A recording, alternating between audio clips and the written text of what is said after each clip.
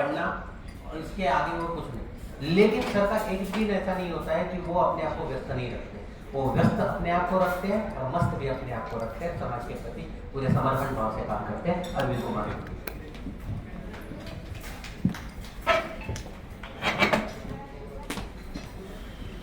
मैं सर्वप्रथम अपने कुछ शब्दों को बोलने से पहले उस महान विभूति को, उस कलम के कर्मठ योद्धा को, जिसके नाम पे लगभग 20 सालों से ये परंपरा चली आ रही है, जीरो आइकॉन अवार्ड और जीरो माइल साप्ताहिक की, उन आशीष शर्मा जी जो कम उम्र में मृत्यु को प्राप्त हुए हैं, उनके लिए अपने अश्रु सुमन समर्पित करता हूं।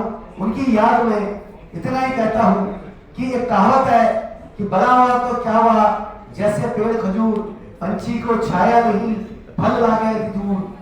तो वो पेड़ थे कि जिन्होंने, जब पेड़ पे मीठे फल आते हैं तो पेड़ का अभिमान से कभी तनता नहीं है, हमेशा झुकता है, मीठे फलों को, नारियों को, भूखों को देता है। उसके बाद मैं मंच में बैठे हुए गणमान्य पीठासीन लोगों को, जो कि अपने अपने क्षेत्रों में महारथी हैं, और मैं इनके सामने एक छोटा सा दिया हूं। ये सूरज के ऊपर चमकते हुए सितारे और तारे हैं, सूर्य हैं, जिनको दिया दिखाई नहीं जाता है। इनका भी अभिनंदन अभिवादन करता हूं। और आप जो समस्त लोग बैठे हुए हैं, आप लोगों से ही हमारे राष्ट्र का नवनिर्माण होता है। आप वो भारत माता के गले की वो सुंदर खूबसूरत मालाएं हैं, जो विभिन्न प्रकार के रंग की खुशबू के फूल है, और सुंदर माला इस भारत माँ के गले में सजी है। और आपके योगदान के आगे मैं नतमस्तक हूं, क्योंकि आप विभिन्न क्षेत्रों से आए हो। और उसके बाद में आनंद जी, इनके जीरो माइल परिवार, हमारी नारी शक्ति, हमारी भाभी जी, उनको, पूरे परिवार को, और जो प्रत्यक्ष अप्रत्यक्ष रूप से इस आयोजन को सफल बनाते हैं, उन सभी का अभिनंदन अभिवादन करता हूं और सभी को नतमस्तक होके प्रणाम करता हूं। देखो, समय की कमी है, बोलने वाले वक्ताओं की बहुत ज्यादा अभी तादाद है। मैं इतना कहना चाहूंगा कि जीरो माइल, जीरो, इस जीरो में बहुत लोगों ने बहुत कुछ बोल दिया, लेकिन मैं कहता हूं कि इंसान का जन्म और मृत्यु शून्य के बीच में है। जीरो से ही शुरू हुआ है, और हमारे भारत ने ही पूरे विश्व को जीरो दिया है, चाहे ब्रह्मांड को हम जीरो दिया है। और आनंद जी के बारे में क्या कहूं, इनका आज जन्मदिन है, और ये जन्मदिन में इतना कहूंगा कि आनंद जी, आप सदैव मुस्कुराते रहे, स्वस्थ रहे, तंदुरुस्त रहे, सब परिवार, ऐसी कामना करता हूं।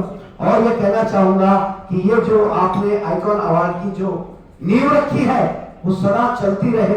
उन लोगों को जो इस देश के, राज्य के विभिन्न क्षेत्रों के कोहिनूर हीरे हैं, हमारी बहन ने कहा था कि जोहरी ही परख करता है, मगर जोहरी भी परख तब करता है जब जोहरी की नजर वहां जाती है।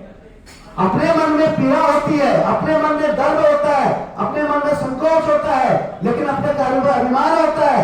ये ऐसे आप हीरो हो, हीरोइन हो और आदर्श हो, हमारे आदर्श जवान और किसान है।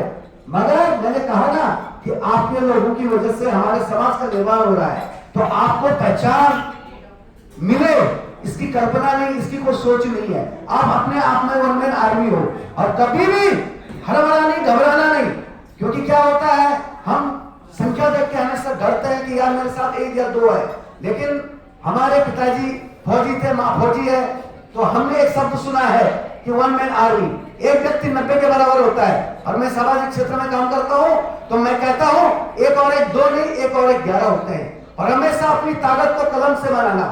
इस दुनिया में कलम से बढ़कर कोई भी तलवार नहीं, कोई भी अस्त्र नहीं, कलम और संविधान, इन 2 चीजों को अपने पास रखिए। और हमेशा कोशिश करना कि अपने जीवन का कम से कम 20% इस समाज को देना, इस भारत माँ को देना, इस पावन माटी को देना। ये हमारा ऋण है, ये हमें चुकाना है। और हमारा देश ग्रामीण क्षेत्र से ही आता है, हमारी आत्मा ग्रामीण में बसती है। उन ग्रामीण भाइयों को भी नतमस्तक होकर नमन करता हूँ। और आप सभी लोगों को फिर से जय हिंद, वंदे मातरम, जय संविधान।